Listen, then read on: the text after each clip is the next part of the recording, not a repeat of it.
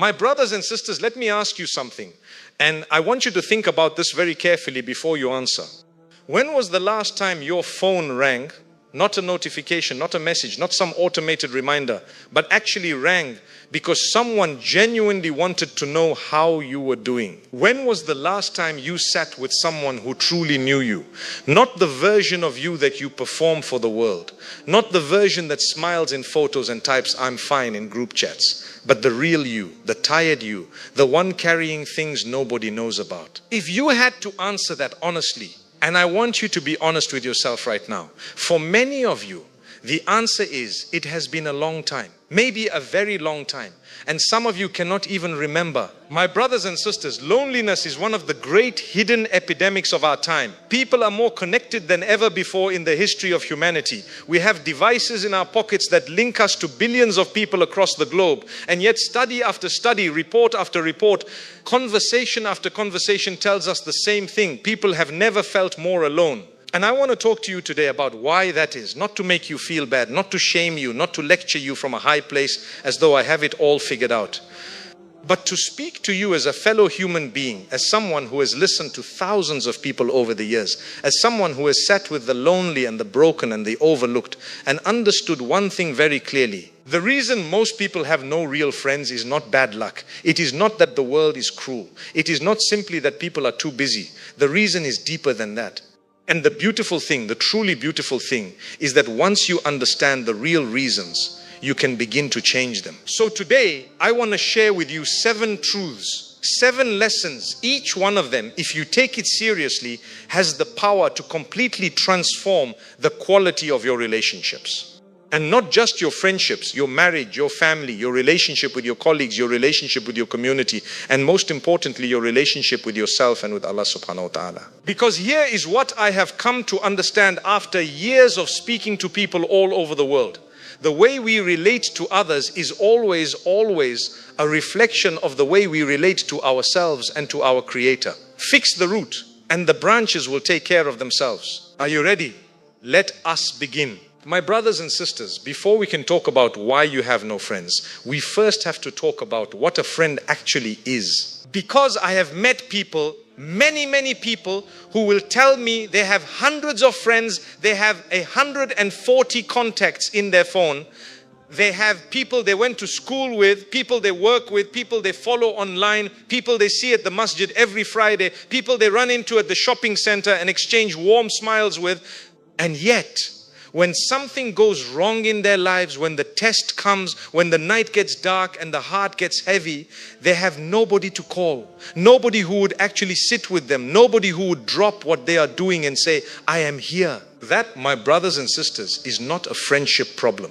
That is a definition problem. You see, we live in a time when the word friend has been so terribly diluted that it has almost lost all meaning. Someone presses a button on a screen and suddenly they are your friend. Someone follows your life from a distance, watches your stories, likes your posts, and in our minds we count them, we add them to our invisible total. I have friends, look, 237 of them. But have any of those 237 people ever seen you cry? Have any of them ever sat with you when you were afraid? Have any of them ever told you a truth that was hard to hear because they cared too much about your well-being to stay silent? That is what a real friend is. The Prophet Muhammad, peace be upon him, described a true friend as someone who is like a musk seller. If you sit with a musk seller, even if you do not buy anything, even if you do not take a single thing from them, you will still leave carrying a beautiful scent. Their presence itself is a gift. Their goodness rubs off on you. Their energy lifts you. Their company makes you a better person without you even trying. That is the standard. And my brothers and sisters, by that standard, by the standard of the Prophet, peace be upon him, most of us do not have dozens of friends. We have maybe 2 or 3. And some of us are still searching for even one. And that is okay. That is actually okay. Do you know what the research tells us? And I am not just speaking from religious tradition here, but from the findings of social scientists who have spent decades studying human connection. The research tells us that the average person across their entire lifetime will have only 3 to 5 truly close friends. 3 to 5 people who know them deeply, who they trust completely, who they would go to in a real crisis. 3 to 5. So the first lesson, the very first thing I want you to understand is this. Stop measuring the quality of your social life by the quantity of your contacts. Stop counting. Stop comparing. Stop looking at someone else's life and thinking they must be happier because they seem surrounded by people. Some of the most surrounded people I have ever met were also the most alone. And some of the most genuinely fulfilled people I have ever met had only a handful of people in their lives. But those people were real. Those people were true. Those people were gold. What you need to start doing, starting today, is making a distinction between the people in your life. There are acquaintances. These are people you know, people you interact with, people you may genuinely like and enjoy. But the relationship is surface level. It is pleasant but not deep. It is warm but not rooted, and that is absolutely fine. Acquaintances serve a real purpose in our lives. They make our days lighter. They are part of our community. They matter, but they are not the same as friends. Then there are friends. These are the people who know your story. Not just the highlights, the full story, the chapters you do not post about, the seasons that tested you, the parts of yourself that you are still figuring out. These are the people who chose you not because you were at your best, but because they saw something worth choosing even when you were at your most difficult. And then, and this is the highest category, the rarest kind, there are the people the scholars sometimes call your soul companions. These are the people whose hearts are so aligned with yours, whose values run so parallel to yours, that being in their presence feels like coming home. These are the people who remind you of Allah without trying to lecture you, who make goodness feel natural, who help you become the version of yourself that you most want to be. How many of those do you have? I want you to sit with that question, not to make yourself sad, but to help you get honest. Because the first step to building real friendships is understanding what real friendship actually is. And once you remove the illusion, once you stop calling acquaintances friends and start seeing clearly, you will realize that the emptiness you have been feeling is not because you are broken or unlovable. It is because you have been filling a genuine human need with something that was never designed to fill it. And that is a problem that can be solved. But first, you have to see it clearly. My brothers and sisters, let me also say this. The Quran speaks repeatedly about companionship, about whom you sit with, whom you walk with, whom you allow close to your heart. Allah subhanahu wa ta'ala warns us in Surah Furqan that on the day of judgment, a person will bite their own hands in regret, saying, I wish I had taken such and such as a close companion, not just any companion, a close one, a real one who guided them, not one who dragged them down. So this is not a small matter. The people you call friends shape who you become. They shape your character, your habits, your direction in life, your closeness or distance from your Lord. This is serious. This is serious business. So lesson 1, redefine what a friend is. Be honest about who truly fits that definition in your life. And do not mourn the numbers. Instead, commit to depth. Commit to quality, commit to being and finding someone real. My brothers and sisters, if you were to look at the way most people approach friendship, you would notice one of two patterns. And almost everyone falls into one of these two patterns, sometimes alternating between them without even realizing it. The first pattern is this: you give everything immediately. Someone new comes into your life and within weeks, sometimes within days, you have told them everything. Your secrets, your fears, your past, your wounds, your insecurities, your struggles. You are completely open, completely vulnerable, completely invested. You text them constantly. You make yourself completely available. You go out of your way to make them feel special, wanted, needed. You give and give and give. And you have seen this happen, perhaps even to yourself. The other person pulls back. They become distant. They stop responding with the same energy. They seem overwhelmed, or they take advantage of what you have given. They use your openness against you. They disappear when you need them, and you are left feeling hurt, confused, betrayed. And you start to think nobody wants closeness. Nobody can be trusted. Friendship is an illusion. But here is the truth, my brothers and sisters. The problem was not friendship. The problem was the pace. You tried to build a skyscraper before you had laid the foundation. You offered a depth of intimacy that the relationship had not yet earned. And that, no matter how sincere your intentions, creates pressure. It creates an imbalance. It frightens people away. Because genuine trust, real, lasting trust, is not something that can be rushed. It is built slowly, brick by brick, conversation by conversation, shared experience by shared experience. The second pattern is the opposite, and it is just as damaging. Some of you give nothing. You have been hurt before, sometimes many times, and so you have built walls, thick walls, strong walls, walls you are very proud of because those walls have kept you safe. No one gets in. No one gets close. You keep everything on the surface. You are friendly, perhaps even charming, but you never let anyone truly see you. You share the highlights, but not the heartaches. You laugh in groups, but you cry alone. You have made yourself completely self-sufficient in your emotions because the alternative, the vulnerability, the openness, the risk feels too dangerous. And then you wonder why nobody truly knows you. You wonder why the people in your life do not check on you the way you want them to. You wonder why relationships feel shallow. My brothers and sisters, how can anyone know you if you never let them see you? How can anyone reach for your hand if you keep your hands behind your back? The scholars of Islam, and this is rooted deeply in Islamic wisdom, have spoken about the concept of gradual trust. They have spoken about not giving your full self to someone until you have observed them across different situations, across different seasons of life, across moments of ease and moments of difficulty. The Prophet, peace be upon him, is reported to have said that if you want to truly know a person, you should travel with them, do business with them, live alongside them, because it is in the ordinary, prolonged experience of life together that character reveals itself. That is wisdom, my brothers and sisters. That is such practical wisdom. So what is the right pace? What does healthy friendship look like in terms of how you open yourself up? Think of it like this. Imagine you are tending to a plant, and bear with me here because this metaphor matters. If you pour too much water on a plant too quickly, you drown it. The roots cannot absorb that much that fast. The plant drowns. On the other hand, if you never water it, if you are so afraid of drowning it that you withhold everything, it dies of thirst. The balance, the beautiful and sometimes delicate balance, is in giving enough consistently over time, a little water regularly, attentively, patiently. That is how real friendship grows. You share a little of yourself and you see how the other person receives it. Do they honor it? Do they protect it? Do they reciprocate with something genuine of their own? Or do they dismiss it? Do they use it? Do they make you feel foolish for having shared? Over time, if the exchange is good, if there is respect, if there is reciprocity, if there is care on both sides, then you go a little deeper and they go a little deeper with you.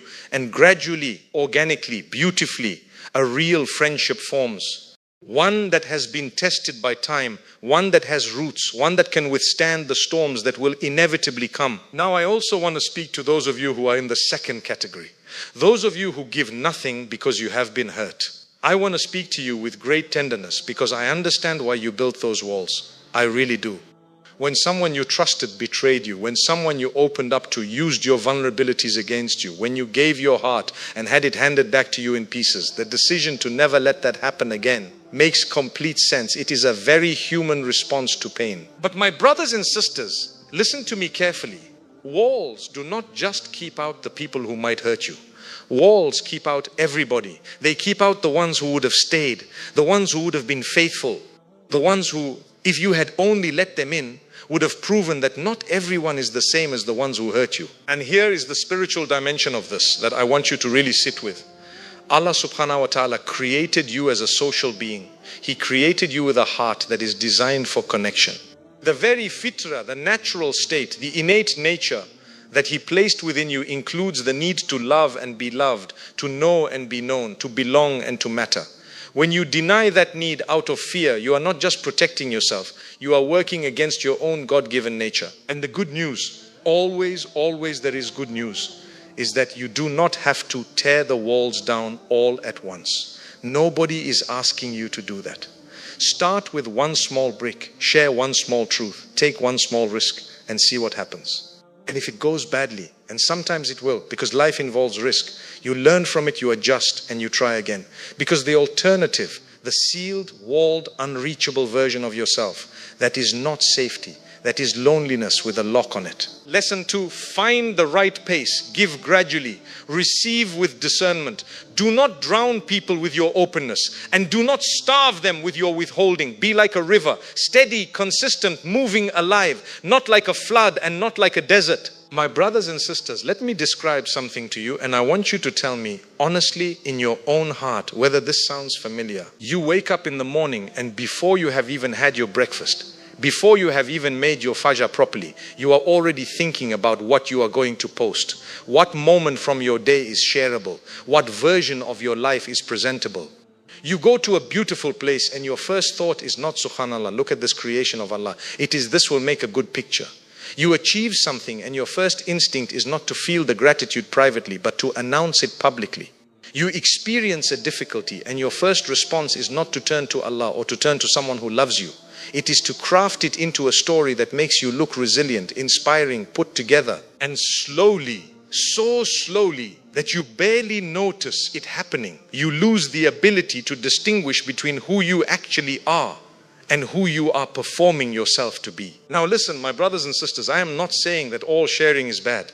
I am not saying that. Community matters, celebration matters, connection through stories matters. These things are human and they are fine.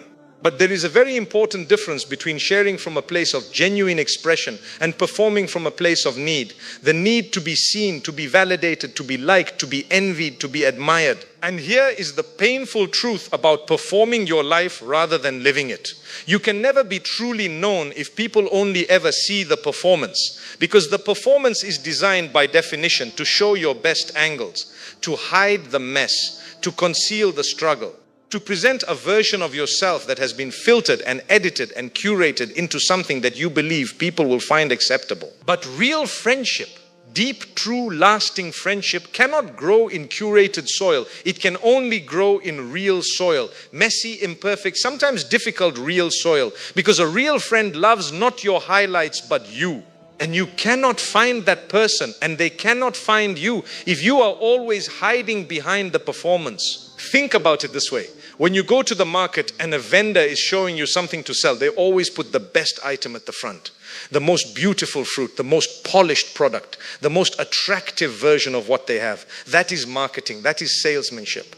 And there is a place for that. But friendship is not a market transaction. It is not a business deal. You are not selling yourself. You are sharing yourself. And the most important thing about sharing, true sharing, is that you give what is real, not what is most impressive. The Prophet Muhammad, peace be upon him, was known for something extraordinary. In the highest company, in the company of the companions, in the company of those who loved him most, he was completely himself, not performing, not posturing, not trying to appear more than what he was. He laughed with them genuinely, he joked with them gently, he sat with them in their ordinariness, and he allowed them to sit with him in his. And through that realness, through that authenticity, a bond was formed between him and his companions that was so strong, so deep, so unshakable, that those men and women would have given their lives for him, and many of them did. That is what authenticity builds. That is what realness creates. Now, why do we perform? Why do we hide? Why do we present the curated version rather than the real one? The answer usually is fear. Fear of rejection, fear of judgment, fear that if people see the real you, the struggling you, the uncertain you, the imperfect you, they will find you lacking, they will leave, they will judge, they will think less of you. And I want to address that fear directly because it is very common and it is very human and it deserves a real answer. My brothers and sisters, the fear that people will reject your realness, that fear is understandable. But here is what I have noticed over and over again in thousands of conversations with thousands of people. When you are real, when you drop the performance and share something genuine about your struggles or your doubts or your fears, far more often than not, the people around you do not back away. They lean in, they exhale, they say, I felt the same way. I thought I was the only one. I am so glad you said that. Because every single person on this earth is carrying something. Everyone has chapters in their story that they have not shared publicly. Everyone has fears that they push down and doubts that they wrestle with and moments when they feel lost. When you are brave enough to be real, you do not just free yourself, You give the people around you permission to be real too. And that permission, that shared vulnerability is the very foundation upon which real friendship is built. The scholars have a phrase that I love very much. They speak of removing the hijab of pride, the veil of arrogance and pretension that keeps human hearts from truly meeting one another. And they say that when two people remove that veil in each other's presence, when they stand before one another without pretension, without performance, without the armor of social presentation, that is when souls actually touch. That is when real love is born. That is when friendship becomes friendship in the truest sense. So I want to ask you, my brothers and sisters, who in your life knows the real you? Not the profile, not the persona, not the version you have constructed for public consumption. The real, unfiltered, complicated, beautiful, imperfect, striving, sometimes struggling, sometimes soaring, genuinely human you. If the answer is nobody, then that is your work to do, not to announce your realness to the whole world. Wisdom requires discernment, and not everyone deserves your depth. But find one person. Start with one person and practice being real with them. Because here is the thing about the performance. It is exhausting. Maintaining it is exhausting. Constantly monitoring how you are being perceived. Constantly adjusting the image. Constantly managing impressions. It drains the life out of you. And when you drop it, even once, even with one person, the relief is extraordinary. It feels like putting down a weight you had forgotten you were carrying. Drop the performance, be a person, and watch what starts to grow in the space where the performance used to be. My brothers and sisters, I want to ask you something very direct. In the last month, in the last 30 days, how many times have you reached out to someone just to check on them? Not because you needed something, not because there was an occasion, not because they messaged you first, but simply because you thought of them and you wanted them to know that they were thought of. For many of you, the honest answer is not very often. Maybe once, maybe not at all. And I understand why. Because reaching out feels risky. What if they do not respond? What if they seem annoyed? What if they are too busy? What if the message comes off as strange or needy or too much? And so you think about sending it, you actually think about it, maybe you even type it out, and then you delete it, and you tell yourself that if they wanted to talk, they would reach out to you, and they are probably busy anyway, and you do not want to bother anyone, and so you do nothing. And then you sit with your loneliness, and you wonder why nobody checks on you. My brothers and sisters, do you see the trap? Do you see how it works? Because the other person, the one you thought about reaching out to, they are sitting in the exact same trap. They thought about you too. They almost sent you a message too. They also talked themselves out of it, told themselves you were probably busy, told themselves they did not want to bother you. And so now you are both sitting alone, both thinking of each other, both feeling disconnected because both of you were waiting for the other one to go first. This is one of the great unspoken tragedies of modern loneliness. It is not that people do not care about each other. Often they do. It is that everyone has been so conditioned to fear rejection, so afraid of seeming needy or intrusive, so caught up in the social dynamics of who reaches out and how much and whether the effort is equally matched, that nobody moves, everybody waits and nothing happens. And the friendships that could have been the connections that were right there within reach, they wither quietly, not dramatically. Nobody fights, nobody has a falling out. They simply fade because nobody watered them. Let me tell you something about the companions of the Prophet. Peace be upon him. Read about them. Study their lives. One of the things that strikes you immediately is how active they were in maintaining bonds of brotherhood and sisterhood. They did not wait for the masjid to bring them together and then part ways without a second thought. They visited each other. They checked on each other. They sent food to one another. They remembered each other's children by name. They showed up. The Prophet, peace be upon him, himself used to visit the sick. He used to attend funerals. He used to go to the homes of the poor and the weak and the lonely, not because anyone told him to. Not because it was expected of him, not because he would be praised for it, but because he understood something profound. Relationships require active maintenance. They require investment. They require you to actually move toward people rather than simply hoping that people will move toward you. And Allah subhanahu wa ta'ala has made maintaining the ties of kinship and brotherhood so beloved that the Prophet, peace be upon him, placed it among the greatest of deeds. He said, and these words should cause us to reflect deeply. He said that maintaining the bonds of relationship is not simply to return what is given. That is just reciprocity. True silatul raham, true connection and compassion is to connect even with those who have cut you off. To reach out even when the other person has not reached out. To invest even when the return on that investment is uncertain. That is the standard. That is the bar. Now I know some of you are thinking, but I do reach out. I am always the one reaching out. I am always the one making the effort, and it is exhausting, and it does not seem like the other person cares equally. And why should I keep investing in something that does not seem to be reciprocated? That is a fair and legitimate question. And it deserves a real answer. There is a difference, my brothers and sisters, between being generous with your effort and being a doormat with your dignity. Yes, friendships require you to sometimes give more than you receive in a given season. Life is uneven. People go through periods of difficulty where they have nothing left to give. Good friendships survive those seasons because one person holds the other up while they find their feet again. That is beautiful and that is right. But if a relationship is always one-sided, if you are always the one reaching out, always the one making the plan, always the one who is present while the other person is reliably absent, that is not a season, that is a pattern. And patterns reveal priorities. And if someone consistently makes you feel like a low priority, like an afterthought, like someone they engage with only when it is convenient, then that relationship deserves your honest evaluation.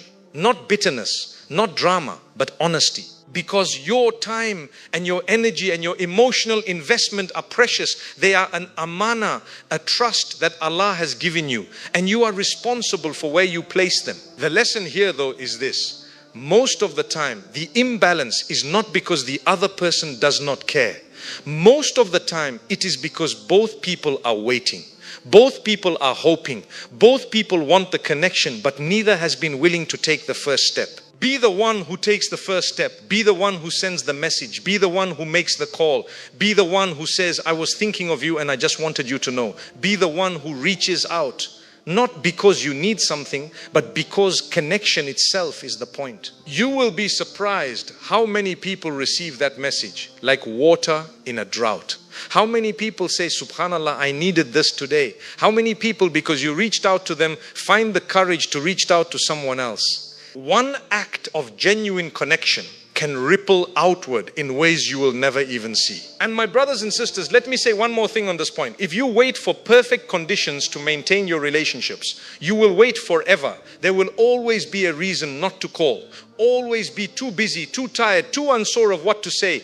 There will always be a more convenient time that never actually arrives. Do not wait for the perfect moment. Reach out in the imperfect moment. That is in fact what makes it real. My brothers and sisters, this lesson is the hardest one. I want you to know that I say what I am about to say with full love and full respect. But sometimes love requires us to say the difficult thing. And this is a difficult thing. Sometimes, not always, but sometimes the reason you have no friends is you. Not the world, not the people around you, not bad luck or bad timing or the fact that everybody is too self-absorbed these days. Sometimes the reason the friendships do not last, the reason people pull away, the reason you find yourself consistently alone is something in your own character, your own patterns, your own habits of relating to people that is creating distance rather than closeness. And the reason nobody has told you this is because we live in a culture that has become deeply uncomfortable with honest, loving feedback. People are afraid to say the hard thing. They are afraid of conflict, afraid of hurting feelings, afraid of being seen as harsh or judgmental. And so instead of telling you the truth, they simply quietly drift away. They get busy, they respond less, they stop making plans, and you are left bewildered, replaying the friendship in your mind, not understanding what went wrong. So let me be in this moment the voice of honesty that perhaps nobody else has been willing to be. There are certain habits and patterns that regardless of how good your intentions are, regardless of how much you genuinely want friendship, make it very difficult for people to stay close to you. And I want to name some of them, not to shame you, but because you cannot fix what you have not identified. The first habit is this: you are always the topic of conversation. Not occasionally, not most of the time, always. Every conversation somehow comes back to your life, your struggles, your achievements, your opinions, your stories. When someone shares something with you, you listen for just long enough to find the door that lets you walk back through to yourself. Oh, that happened to you. That reminds me of when that happened to me. And then you are off again, talking about yourself. My brothers and sisters, there is a deep human need to feel heard. And when you consistently make every conversation about yourself, the people you are talking to walk away feeling unseen.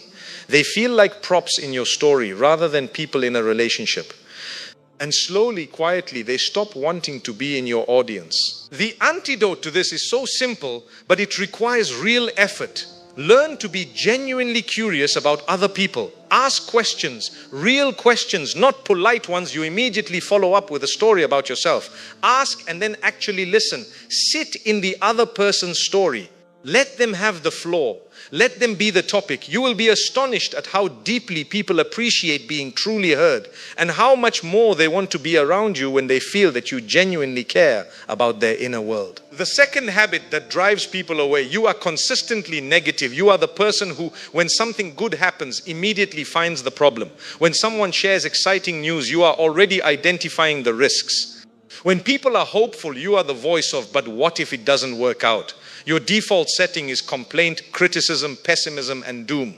Every gathering you are in becomes just a little bit heavier because of the energy you bring. I understand that negativity often comes from a place of pain. The chronically negative person is almost always a person who has been deeply disappointed, deeply hurt, deeply let down. And the negativity is a kind of defense. One of the greatest deceptions of shaitan is to make a person believe that they have been abandoned by Allah. When life becomes heavy, when you are tested with hardship after hardship, when the people you relied on begin to walk away, or even when your prayers seem unanswered and nothing appears to change, you may begin to feel as though you are completely alone. You may feel that nobody understands you, nobody supports you, and perhaps for a fleeting moment, you may even think that Allah Himself has left you to struggle on your own. And I remind myself and I remind you today, this is absolutely false. Allah never abandons His servants, not for a moment, not for the blink of an eye, and not even when they have turned away from Him. His mercy is constant, His knowledge is perfect, and His door remains wide open, no matter how far we may have drifted. Sometimes in our pain, we assume that the silence of Allah means He is not listening. We think that our du'as are not being heard. We think that our tears are falling to the ground unseen. Yet this is because we are looking only at the moment in front of us, only at the here and now, and we forget that Allah sees beyond. He sees the past, the present, and the future all at once. He sees what lies ahead that we cannot yet comprehend. And so when Allah delays or closes a door, it is never out of neglect or indifference, but rather because He knows what you do not know and He protects you in ways you cannot even imagine. This is why in the Quran Allah gives us such a profound promise. And whoever is conscious of Allah, He will make for them a way out and provide for them from where they could never imagine. Surah At-Talaq 65, 2-3. What does this mean? It means that your consciousness of Allah, your effort to remain patient, to keep turning to Him, to obey Him, despite your struggles, will never go to waste. You may feel surrounded by walls, trapped by circumstances, overwhelmed by the weight of life, but Allah has already written a way out for you, even if you cannot yet see it. He will create ease for you from places you did not think to look. And when that moment comes, you will recognize that what He chose for you was far better than what you would have chosen for yourself. But, and this is very important, the way Allah opens for you may not always be the way you were expecting, and the timing may not always align with your own plans. You may have been asking for something specific, hoping for one particular door to open, only to find that Allah guided you down a different path altogether. You may have hoped it would happen in a day, in a week, in a year, but Allah knows precisely when it is right for you, not a moment too early, not a moment too late. His wisdom is perfect, even when you cannot yet understand it. You see, we are often short-sighted in our view of life. We want what is immediate, what is easy, what seems pleasant in the moment. But Allah sees the entire picture, what will truly benefit you in this world and what will save you in the hereafter. And so, out of His love for you, He may close the doors you desperately wanted because He knows they would have harmed you in ways you could not have foreseen. and He may delay the opening of another door, so that when it finally does open, you are ready to walk through it with full gratitude and understanding. If only we reflected deeply, we would see how many times in our lives we thought a moment of difficulty was the end, but later we came to see that it was in fact the beginning of something far better. How many people lost a job and thought they would never recover, only to discover a career path they never imagined? How many people endured heartbreak only to find peace and contentment they never knew was possible? How many people faced illness or loss and through it grew closer to Allah and tasted the sweetness of faith? That is the way of Allah, to give us what we need, not always what we want. So my brothers and sisters, do not let the whispers of shaitan convince you that Allah has forgotten you. Do not let your own impatience cloud your trust in Him. When you feel that everyone else has turned away, remember that Allah is still there, closer to you than your own jugular vein. When nobody else understands the tears you cry at night, remember that He sees, He hears, and He knows even what your heart cannot put into words. When you fall into sujood and whisper your pain into the earth, remember that your words rise up to the Lord of the worlds, who responds to every sincere caller in ways that are best for them. Never ever doubt that Allah is with you. His mercy is vast. His love for you exceeds even the love of your own mother. And His door, unlike the doors of this world, is never shut. All you need to do is turn back to Him with sincerity and patience, and He will open a way out for you from where you could never have imagined. My beloved brothers and sisters, there is another lesson here, a lesson we often forget in the middle of our struggles.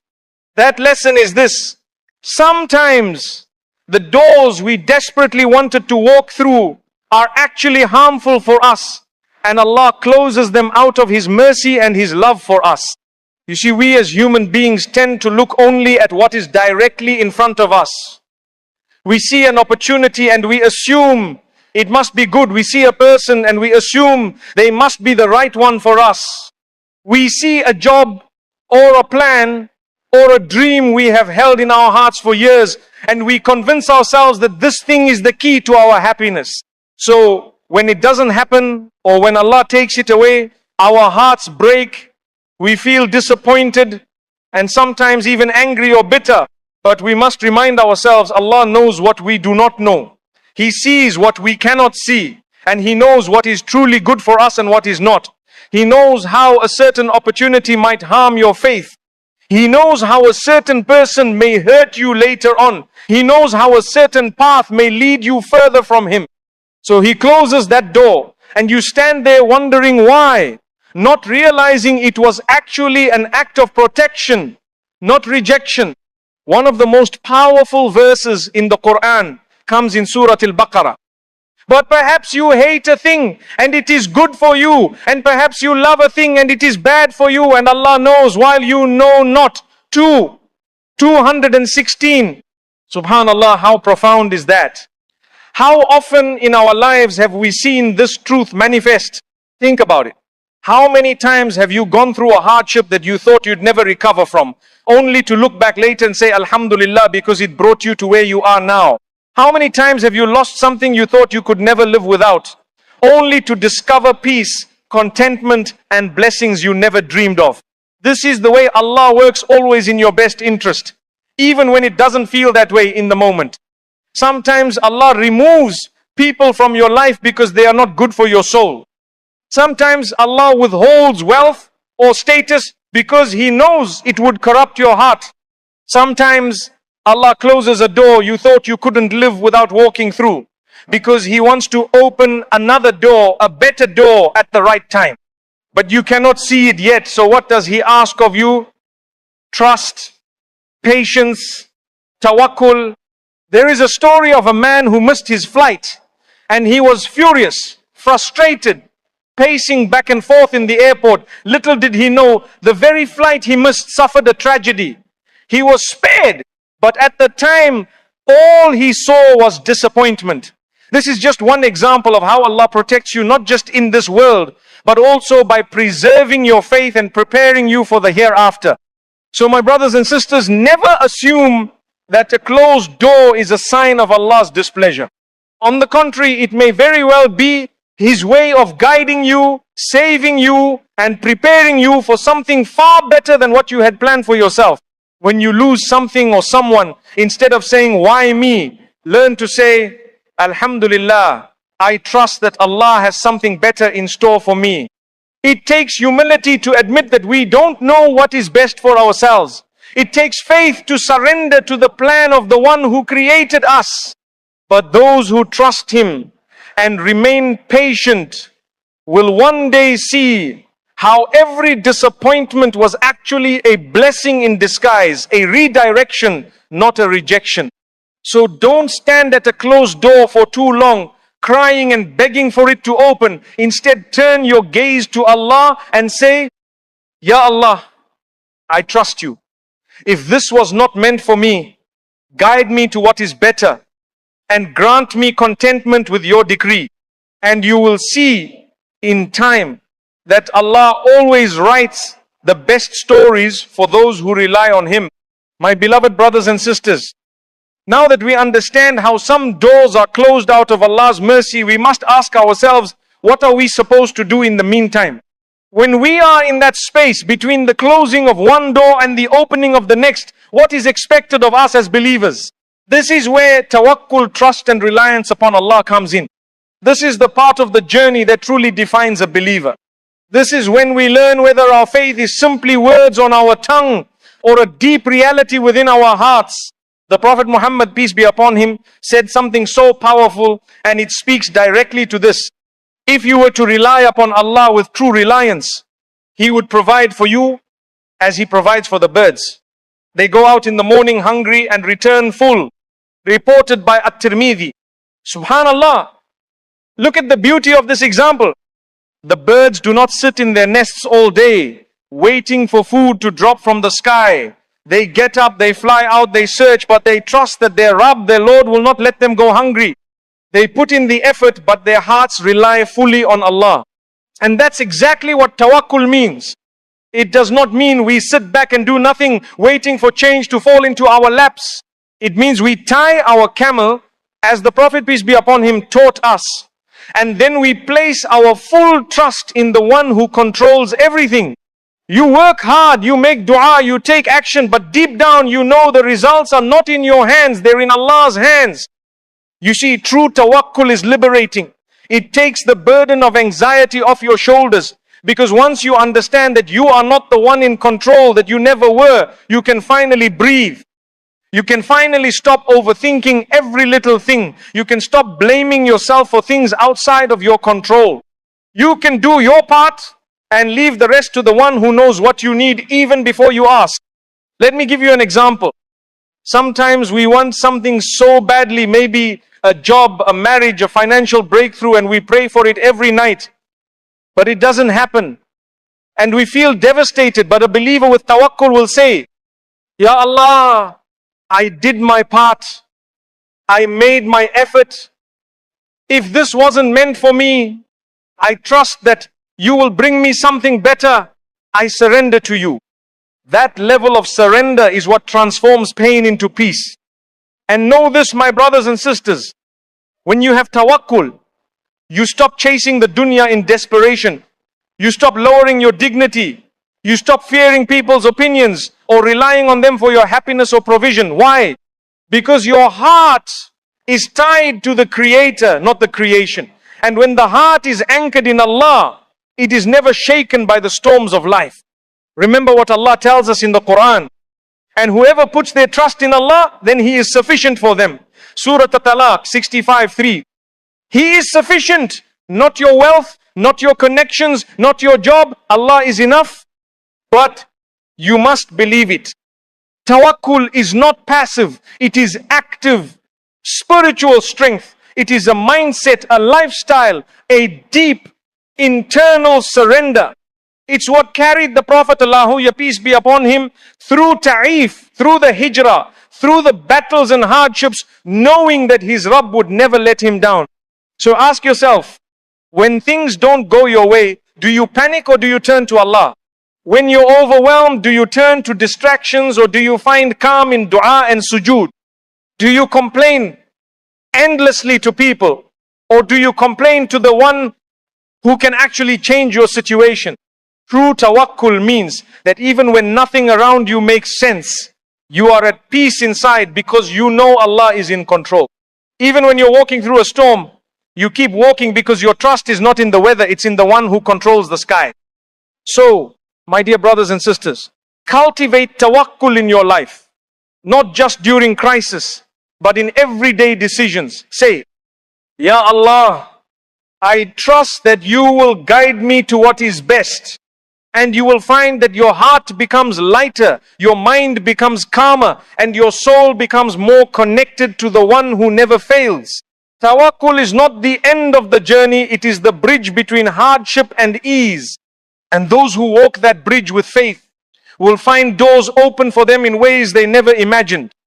My beloved brothers and sisters, when you truly internalize tawakkul, you begin to live life with a kind of quiet confidence and calm, because you know that no matter what happens, nothing can escape the knowledge and decree of Allah. You realize that success does not always look the way you imagined it. You understand that what people call a failure may in reality be a hidden success in the sight of Allah, because it preserved your deen, your dignity, or your akhirah. This is why the believer's heart is unique. It is a heart that is not shattered by losses of the dunya, because it is anchored to something far greater than the dunya. The believer understands that this world is temporary and that nothing here lasts forever.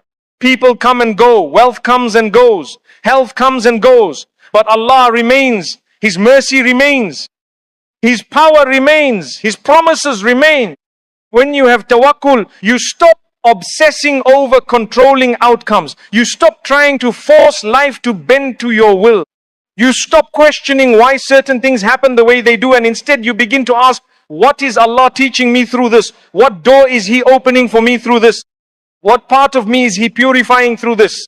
You see, every hardship you face, every disappointment you endure, every setback you experience, if you meet it with patience and trust in Allah, becomes a means of elevation for you. Every tear you shed in sujood, every night you spend awake asking Allah for guidance, every time you choose to put your faith in Him over despair, it all counts in your favor. Not a single moment of it is wasted. The Prophet, peace be upon him, told us, how wonderful is the affair of the believer, for his affairs are all good. If something good happens to him, he is grateful, and that is good for him.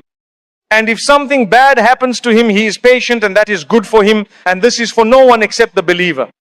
Muslim, look at the beauty of this mindset. To the believer, there is no such thing as a truly bad outcome. Either Allah blesses you with what you hoped for, and you respond with gratitude, or He withholds what you wanted, and you respond with patience, and either way, it is good for you.